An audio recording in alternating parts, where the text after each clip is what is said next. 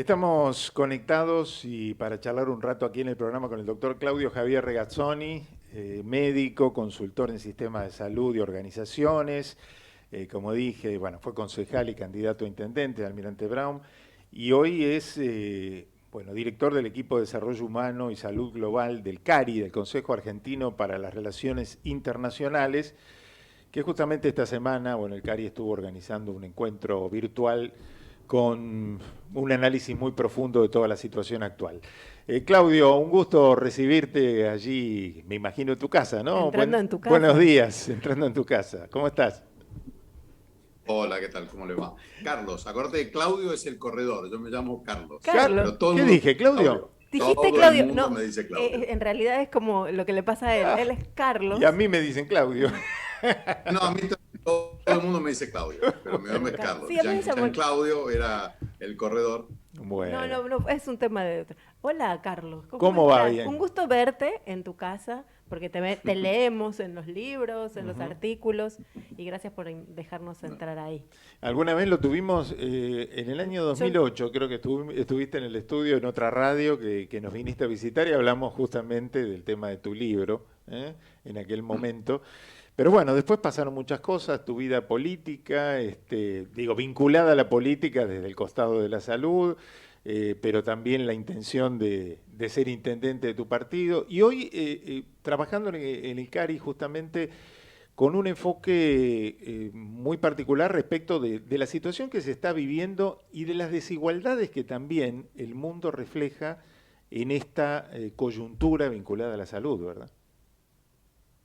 Sí, es un momento de inflexión, Sí. donde si hay algo que esta pandemia dejó de manifiesto, opinan los que saben, Ujú. es la cuestión de las desigualdades, Claro.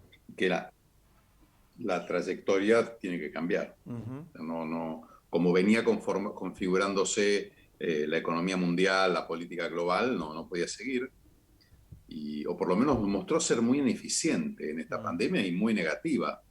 Piensen ustedes que casi no han habido iniciativas de cooperación internacional en esta pandemia. O sea, los países se aislaron. Ujú. Obviamente que al aislarse hacen más fuerza los más poderosos. El único bloque que tuvo una actitud así regional fue la Unión Europea, Mm.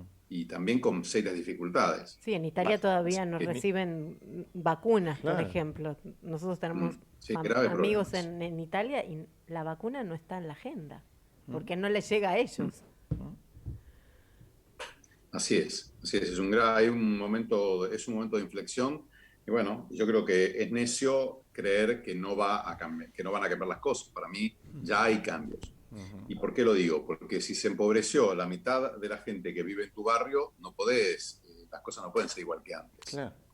En nuestro país tenemos esa realidad y en América Latina tenemos esa realidad.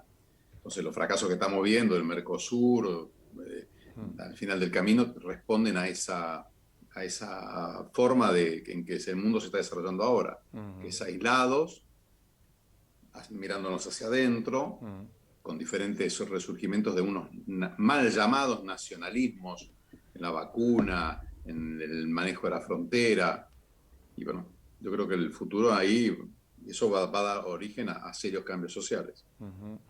¿Y qué sentís que, bueno, el mundo se ha de alguna manera cerrado en ciertos nacionalismos o regionalismos que, bueno, ante la emergencia sanitaria igualmente han decidido protegerse mucho a sí mismo y olvidarse de que existen otros? Claro, es entendible que ante la agresión del virus, la gente o los Mm. países miren más hacia lo doméstico que hacia lo internacional o lo transnacional. Mm. Pero esto ha ocurrido de una manera equivocada. Es decir, ya se tenía en el mundo la experiencia de pandemias anteriores, del el gran peligro que ha sido y continúa siendo y vuelve a ser el ébola, lo que ocurrió en su momento con la polio, Sí. con la viruela. Ujú. Y entonces, digamos, hay un concepto que es que sin cooperación es imposible hacer frente a estas circunstancias. sin cooperar. De hecho, la ciencia cooperó y por eso se tuvo vacuna en 8 meses. Ujú. ¿Y quiénes son los que no Entonces, cooperan? ¿Quién serían los encargados? Yo te escucho y digo, bueno, teóricamente la ONU tenía que ver con eso, la creación de una conexión, que todos seamos uno, y, o sea, los organismos están, o quiénes son los que no, porque la ciencia empezó a trabajar en equipo. ¿Quiénes son los que están no? sí, pero el punto es que sean, claro, el punto es que sean efectivos, es decir, que logren Ok. cambios efectivos. Entonces, vamos a poner, por ejemplo, el caso de Naciones Unidas. Naciones Unidas, esto, de hecho, hubo un pronunciamiento, pero una activación, pero esto clama directamente, digamos, es una llamada directa al Comité de Seguridad, o sea, Ok. ¿entienden? Esto es directamente un problema del sistema de seguridad internacional, Mm. la pandemia. Sí. Eso debería haber activado masivamente una respuesta logística global, una coordinación de la actividad aérea y aeroportuaria global, para tratar de darle a usar toda la enorme cantidad de datos que la ciencia está generando, darle una coherencia, o sea, usarlo ordenadamente y no desordenadamente como terminó ocurriendo con mayor daño económico. Después la Organización Mundial del Comercio. La cuestión del precio de las vacunas y las patentes es un hecho de primerísima importancia y relevancia, porque con la vacuna muy cara como está hoy en día, los países no la pueden comprar. Entonces, la producción de la vacuna está acogotada justamente por cuestiones de licencias y cuestiones de no coordinar cómo se va a fabricar o no. Acá Entonces, ahí te las interrumpo, patentes también. te interrumpo para hacerte una pregunta, porque mucha Sí, gente sí. siente, digamos, hoy los estados se hicieron cargo de las vacunas ante la emergencia, pero esto va a ser siempre, o digamos, el año que viene, o el otro, cuando haya que vacunarse, lo vamos a tener que terminar pagando cada uno, ¿no? ¿O no? Mm, Yo creo que depende de la magnitud de la pandemia. Normalmente las vacunas no lo paga cada uno, o sea, el Estado provee las vacunas, porque vos no podés esperar que la persona tenga o no el dinero para vacunarse contra el sarampión, porque una epidemia de sarampión hace Mm, un daño tan grave en la gente, en la comunidad, sí. que es un bien público global. Ujú. Yo creo que no, que los estados van a seguir siendo. El punto es que con el Estado no alcanza. Si vos no tenés cooperación internacional, todo esto puso de manifiesto un montón de problemas de salud, ¿no? El precio de los medicamentos es otro, el gasto Sí. en salud. La The Economist acaba de proyectar que para el año 2021 el gasto en salud en América Latina va a crecer 8%, un gasto que ya es el 8 a 9% del Producto Bruto Interno de los países. Imagínate que eso aumente casi un 10%. Va a ser insostenible. Entonces, los sistemas de salud, además por la demanda, al final del camino son siempre sistemas aseguradores, donde Mm, se recaudan fondos y con esos fondos se asiste al que lo necesita. sí. Pero si la necesidad es demasiado amplia, los fondos pasan a ser insuficientes. Y yo creo que nos enfrentamos ahora ante esa dinámica, durante la pandemia y después de la pandemia. Bueno, es Porque que sí, en realidad estamos charlando con el doctor Carlos Javier Regazzoni sobre estos temas de salud que alguna vez, y sin pandemia, porque yo digo, antes de la pandemia, también teníamos un quiebre del sistema de salud, por lo menos en la Argentina estamos hablando, ¿no? Donde ya vemos que los recursos, ante tanta posibilidad de desarrollo tecnológico, porque hay un desarrollo tecnológico enorme, investigaciones de los laboratorios, etcétera, etcétera, lo cual hay más medicamentos, gracias a Dios, para todos, digamos, pero son realmente después para todos porque los recursos son insuficientes. no. Estamos con la frazada corta y estamos hablando prepandemia. Ya no hay sistema de salud que aguante con tanta necesidad de inversión en salud, ¿no? Bueno, mira, el 80% del gasto en salud mundial se lo lleva el 10% de la población mundial. Mm, El grupo con esperanza de vida más larga del planeta es el 1% más rico del mundo. mm, El 1% más rico, los países ricos, Estados Unidos, por ejemplo, tiene una expectativa de vida de 99 años. Es la mm. expectativa de vida más alta del planeta. Porque hay una relación directa entre acceso a la salud y esperanza de vida. Yo me gusta decir lo siguiente. Se calcula por la cuestión del deterioro de la vista, de los dientes, de la dentadura, de las articulaciones, que del cerebro, que la esperanza de vida natural del ser humano está en el orden de los 100 años. Entre 100 y 120 años es lo máximo que podría vivir un ser humano. Bueno, toda la medicina para hacer posible eso ya ocurrió. El punto es que tiene acceso a ella muy poca gente.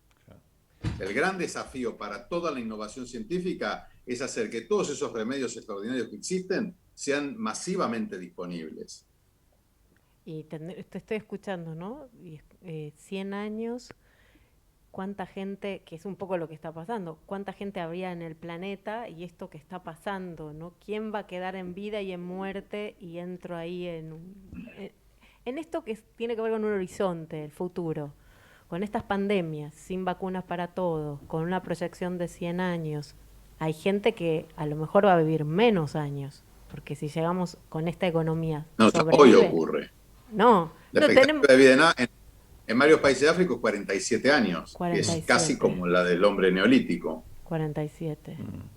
Okay. ¿Entiendes? Era 27 en el neolítico, pero hay lugares donde es de 27 años también. Igual que en el neolítico no se avanzó nada en 40.000 años. Pero sí, sí en donde está el desarrollo económico, o sea, ahí esta es la relación, economía, lo que estás diciendo, economía y salud, la expectativa directa. Absolutamente directa. ¿Vos querés que la gente viva más tiempo? Dos cosas. Okay. Que la gente gane más dinero y la segunda, que la gente vaya más a la escuela. Con esas dos razones vos bajaste y le das cloacas y ya con eso tenés el 60 o 70% de la esperanza de vida moderna. ¿Y se quiere que todo el mundo llegue a los 99 o a los 100? No sé. Sí, se quiere, es lo mejor para todos. No, nosotros sí, pero digo, me pregunto así, todos tenemos ganas de... A ver, por sintetizarlo, ¿el poder mundial lo quiere así? ¿Todos tenemos lugar en el mundo? Hay lugar, ¿no? Pero no sé. No, el problema es indiferencia, como en todo. Y la salud, igual que la educación, es un tipo de bien colectivo que es imposible si no es cooperativamente. Okay. O sea, ninguno de nosotros nos podemos dar la salud que necesitamos. O sea, eso de médico cúrate a ti mismo no se aplica en la salud, porque nosotros no podemos darnos todo lo que... O sea, yo no puedo inventar todos los remedios, dármelos, tratarme. Necesito de la comunidad. Lo mismo ocurre con la educación. Es imposible hacerlo aislados, tiene que ser en comunidad. Entonces, estos son problemas comunitarios. Cuando vos lográs organizar una comunidad en torno a la provisión de los bienes comunes, educación, salud, infraestructura y defensa, entonces ahí sí se moviliza. El inconveniente es que lo que está requebrajado, conmovido, son los fundamentos de la comunidad. O sea, las razones para vivir juntos. Y ahí está el problema, es muy, muy de fondo. Y es el desafío para el liderazgo político. La pandemia ha generado, políticamente hablando, una concentración mayor del poder de los estados, ¿no? Es como que se ha perdido un poco de la iniciativa privada y parece tomar un rol más protagónico el Estado. Algunos pueden analizar el tema como desde la geopolítica internacional como una cosa deseada por algunas formas de poder del mundo. Hablando del tema de salud, en la Argentina, ahora nos concentramos en la Argentina, ¿va a cambiar el sistema de salud para ser viable en la Argentina? ¿Lo puede concentrar el Estado? De pronto en Estados Unidos sabemos que o vas al hospital o pagás tu consulta, es decir, no hay un sistema tan de obras sociales como tenemos nosotros, sindicales o medicinas prepagas. Bueno, ¿cómo imaginás el futuro del sistema de salud en la Argentina después de todas estas cosas que han pasado? ¿Más concentrado en el Estado? ¿Más privatizado? ¿Sigue el sistema con las obras sociales? La tendencia es hacia el desorden, en el sentido de que vamos a tener mucha más gente bajo la línea de pobreza, mucha más gente con trabajo informal, en un mundo que le va a costar producir trabajo formal.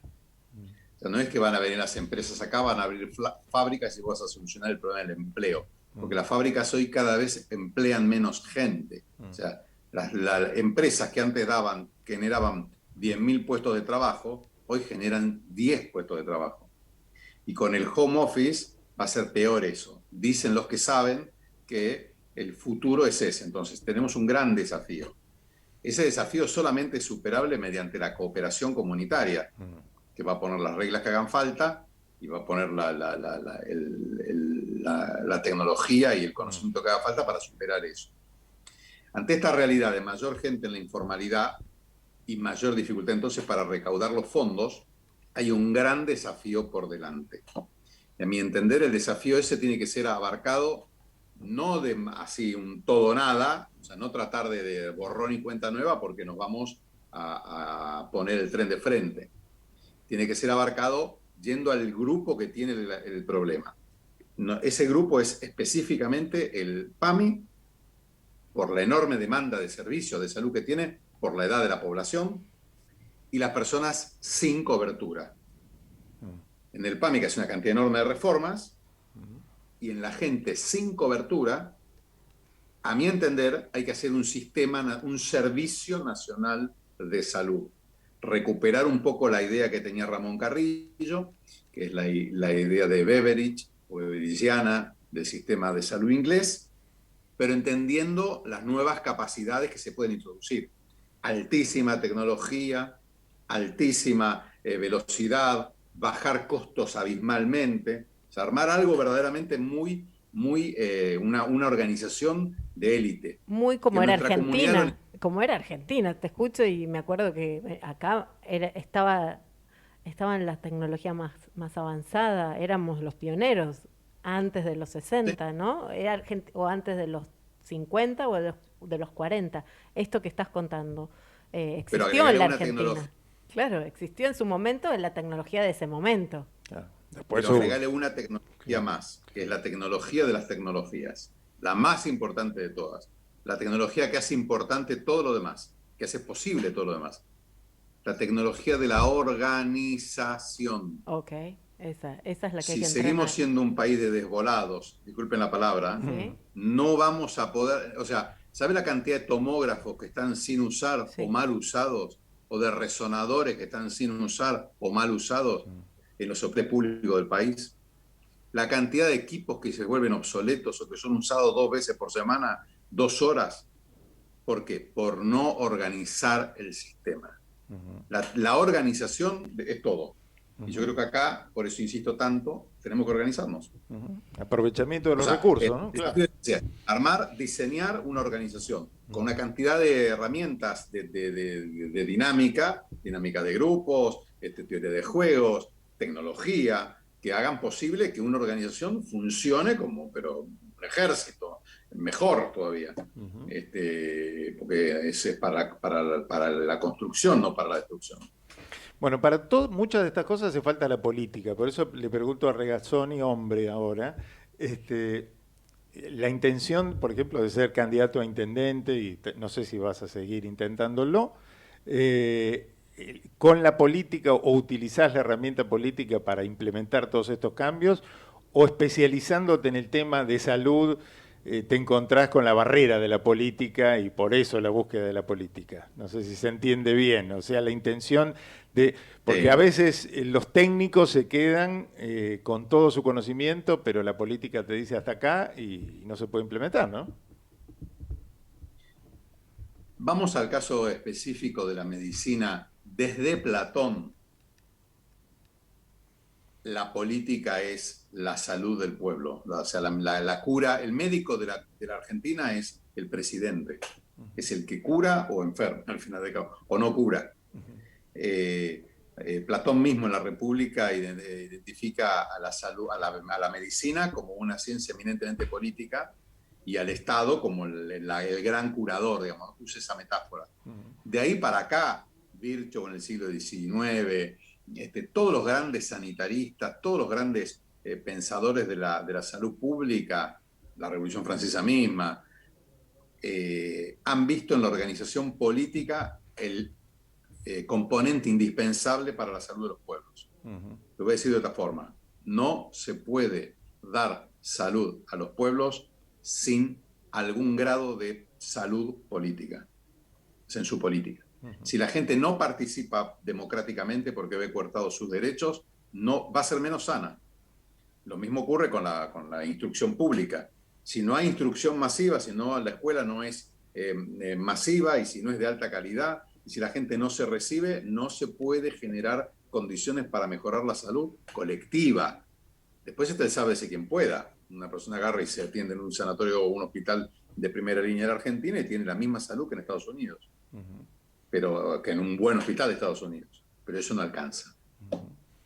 Claro, no alcanza porque es el sálvese quien pueda. O sea, algunos lo podemos hacer, lo podremos hacer, pero la gran mayoría queda fuera, ¿no? Claro. Esa sería la integración total. Claro. Que todos tengamos salud, ¿no? Esto de integrarnos, de no discriminar en estado de salud. Doctor, querido amigo Carlos Javier Regazzoni, un placer haberte tenido en este rato. Gracias por recibirnos allí en tu casa. ¿Es zona de trabajo ahora o no? Sí, no, estoy en mi escritorio. En tu escritorio. Bueno, hoy en épocas de mucho Zoom, como me decías el otro día cuando charlábamos en la previa, uno detrás del otro, ¿no? Y más que antes, más trabajo que antes. Inaguantable, inaguantable. Yo creo que después, cuando termine toda esta pesadilla, vamos a mandar a los abrazos por la calle, la gente va a ser empezar. Claro, bueno, y ya se está viendo que en Estados Unidos, hablando de la toma de decisión y los que piensan en las organizaciones, están protegiendo a sus empleados, y los viernes es el día day off, ¿sí? No hay conexiones online. Así que claro, la gente, buenísimo. o sea, ya en el New York Times salió esta semana. No te enferma, en internet todo esto te enferma. Esto te enferma, claro, y esa es la toma de decisión. Yo pensaba, para tomar decisión, y hoy en el laboratorio del disfrute, vamos a hablar de eso, ¿no? Del sillón de la calma, de cómo empezar a distanciarnos con todos estos bombardeos, porque todo el mundo te quiere ahí. Y uno No, tiene el un pasto límite. de la calma. Lo que necesitamos es más tiempo sobre el césped abajo de un árbol. Césped, mira, ahí Porque está. si no se te van a dejar, ¿sabes qué pasa? Si no se nos van a dejar de caer las manzanas en la cabeza y ahí el mundo empieza a retroceder. Ahí Yo soy un está. defensor. Los árboles, naturaleza, conejo, pájaro. Bueno, hoy es el día que en Japón se ponen a mirar los cerezos. Los así cerezos en flor, el que día de entrenemos Hanami. ese día. Abrazo Eso, enorme, tocayo, Abrazo. que sigas bien, ¿eh? Chao. Hasta luego. El doctor Carlos Javier Regazzoni, en contacto con nosotros, bueno, un lujo que nos dimos en este domingo de charlar con un especialista en sistemas de salud y de organizaciones de salud. De pensar un poquito más arriba. Y con vocación ¿no? política, obviamente, porque, bueno, como él decía, hace falta la política para cambiar las cosas, y entonces también hace sus intentos de instrumentarlo a través de la política.